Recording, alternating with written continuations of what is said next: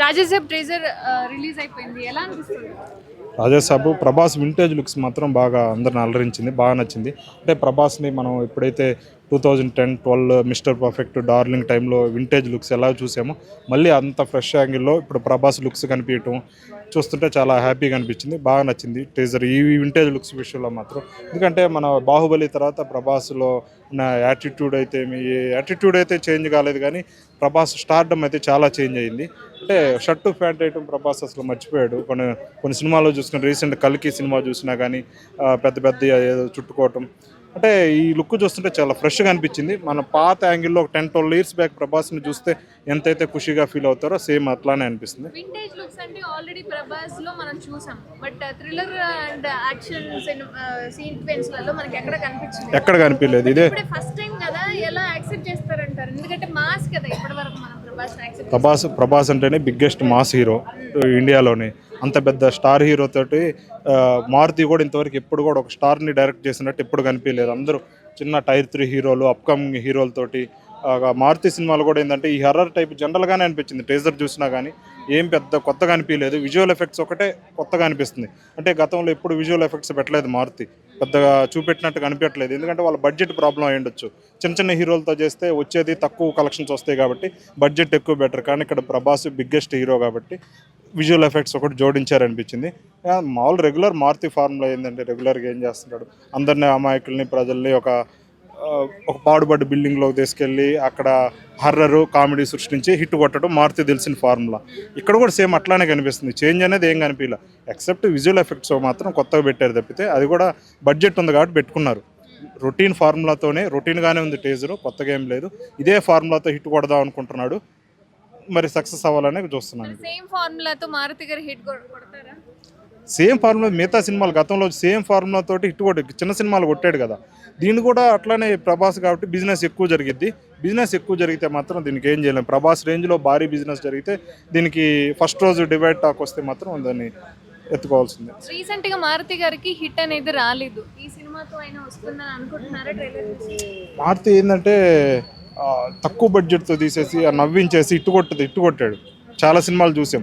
Budget ఎక్కువ పెడితే ఈ ప్రాబ్లం అయ్యిద్ది అనుకుంటున్నాడో ఏం తెలియదు. ఇక్కడ మాత్రం ప్రభాస్కి బడ్జెట్ ఎక్కువ పెట్టేశాడు. మరి స్టార్ హీరో కాబట్టి దాన్ని తగ్గట్టుగా బడ్జెట్ పెట్టాలి కదా, పెట్టేసి ఉన్నాయి ఛాన్సెస్ ఉన్నాయి. ఫస్ట్ డే అనేది డే 1 కూడా మంచి ప్రభాస్ ఇండియా వైడ్ హీరో కాబట్టి కలెక్షన్స్ బాగానే వస్తుంది. అంటే దీనికి డివైడ్ టాక్ వస్తే తప్పితే ఒక యావరేజ్ టాక్ వచ్చినా సరే హిట్ అయిపోయింది సినిమా కంపల్సరీ. అంటే చాలా మంది ప్రభాస్ గారికి కథ సెలెక్షన్ చేసుకునే ఛాన్స్ లేదేమో అని అంటున్నారు. కల్కిలో కావచ్చు, సలాలో కావచ్చు, కొంచెం లిటిల్ బిట్ డైలాగ్స్ అనేవి ప్రభాస్ గారికి ఇస్తున్నారు. మరి మారుతి గారిని సెలెక్ట్ చేసుకున్నారు కాబట్టి హిట్ అనేది వస్తుందా రాదా అనేది. అంటే ప్రభాస్ కూడా గత 10 ఇయర్స్ నుంచి చూసుకుంటే జోనర్స్ అన్ని మారుస్తున్నాడు కదా. బాహుబలి తర్వాత ఇంకో సినిమా తీశాడు, సాహో తర్వాత ఇంకోటి తీశాడు. అట్లా ప్రతి ఒక్కరు కూడా చిన్న స్థాయి డైరెక్టర్ నాగాశ్విన్ ఉన్నాడు, చిన్న డైరెక్టర్ ఇక్కడ ఉన్నంతసేపు. ఇప్పుడు బిగ్గెస్ట్ పాన్ ఇండియా డైరెక్టర్ అయిపోయాడు. అందరిని కూడా చిన్న డైరెక్టర్ని పెద్ద డైరెక్టర్లు చేయడానికే చూస్తున్నాడు. అందరు కూడా మారుస్తున్నాడు. బాహుబలి తర్వాత చూసుకుంటే different genre, Saaho different, Radhe Shyam different, ఒకదానికి ఒకటి పొంతం లేదు. అన్నీ ట్రై చేస్తా ఇప్పుడు హర్రర్ కామెడీకో కొత్తగా కనిపించాలనే ఉద్దేశంతో ఇక్కడ సెలెక్ట్ చేసుకున్నాడు అనిపిస్తుంది. మారుతి కూడా దాని దగ్గర బడ్జెట్ ఎక్కువ ఉంది కాబట్టి ఉపయోగించుకున్నాడనే అనిపిస్తుంది బాగా. నమస్కారం అండి. ఎలా అనిపించింది రాజాసాబ్ టీజర్? చాలా బాగుందండి టీజరు. విఎఫ్ఎక్స్ అయితే ఇంకా అద్దరిపోయాయి. లాస్ట్ సీన్లో ఏదైతే ఆ కోట మొత్తం మంటలు పెట్టేసి చూపించారో అక్కడ ప్రభాస్ గారు కూడా జులిపిస్తున్నారు చూడండి. అది ఒక మన బాహుబలిలో రథాన్ని నడిపిస్తారు చూడండి, బల్లాల దేవుడు. ఆ సీన్ గుర్తుకొచ్చింది నాకైతే. అక్కడ అంత బాగా వచ్చింది విఎఫ్ఎక్స్ అనేది. విఎఫ్ఎక్స్ అయితే అదిరిపోబోతుంది దీంట్లో. అంటే ఫస్ట్ టైం ఇప్పుడు ప్రభాస్ గారు ఈ థ్రిల్లర్ కామెడీ ఆల్రెడీ చూసాము, బట్ థ్రిల్లర్ లుక్ లో మనకి ఇప్పుడు మళ్ళీ ఫస్ట్ టైం కనిపిస్తున్నారు కదా, యాక్సెప్ట్ చేస్తారా? సస్పెన్స్ థ్రిల్లర్ కమ్ కామెడీ అండి ఇది. అంటే సాహోలో ఒక చిన్న డైలాగ్ ఉంది చూడండి. హీరోయిన్ అడుగుతుంది, విలన్స్ వచ్చి గన్స్కో ప్లే చేస్తున్నప్పుడు ఎవరు విలన్ అంటే నా డై హార్ట్ ఫ్యాన్స్, అయితే చంపుతారు లేకపోతే చేస్తారని చెప్పేసి. అంటే కామెడీని లేకుండా కామెడీని చూపించారు అక్కడ, కామెడీ అనేది చేయకుండా. దీంట్లో కామెడీ కూడా చేస్తున్నారు తను. లాస్ట్లో ఒక డైలాగ్ వచ్చింది, చూడండి ఎవరైనా ఆ ముసలోడు వైర్ కొరికేసి ఉంటాడు అని చెప్పేసి.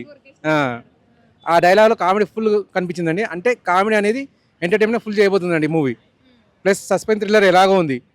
డిఫరెంట్ కాన్సెప్ట్ తీసుకోవడం ప్రభాస్ గారికి అయితే కామన్ అది. ఎందుకంటే ఒక రామాయణ తీసుకున్నారు, ఒక బాహుబలి తీసుకున్నారు, సాహో ఒకటి తీసుకున్నారు.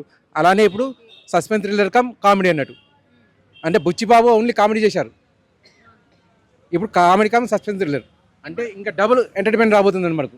మారుతి గారికి ఇప్పుడు ప్రభాస్ గారు పెద్ద ఆర్టిస్ట్తో మళ్ళీ చేయబోతున్నారు అండ్ రీసెంట్గా ఆయనకి హిట్స్ వచ్చిన దాఖలు కూడా ఎక్కడ లేవు. మరి మారుతి గారికి హిట్ ఇస్తారా ప్రభాస్ గారు? మామూలు హిట్ కాదండి, ఇప్పటివరకు హిట్లు లేవు అని చెప్పి బాధపడుతున్న మారుతిరావు గారికి ఇది 5 రెట్ల సంతోషాన్ని పెంచుతుంది.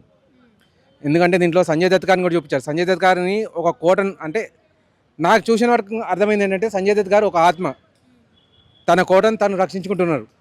ఆ కోటను రక్షించుకునే దాంట్లో ప్రభాస్ గారు ఎలా ఎంటర్ అయ్యారో తెలియదు, దాన్ని ఛేదించి మనకు చూపిస్తారన్నట్టు మొత్తం స్టోరీ అనేది. ఇది ఎలా ఉంటుంది అంటే మనకు మారుతిరావు గారికి ఇప్పటివరకు పోయింది మొత్తం దీంట్లో తిరిగి వచ్చేస్తుంది అన్నట్టు. ఇంకా లాభాలు మునిగిపోతారు మారుతిరావు గారు. ఈ సినిమాతో మారుతిరావు గారి పేరు ప్రభాస్ గారి వల్ల 10 రెట్లు పెరగబోతుంది.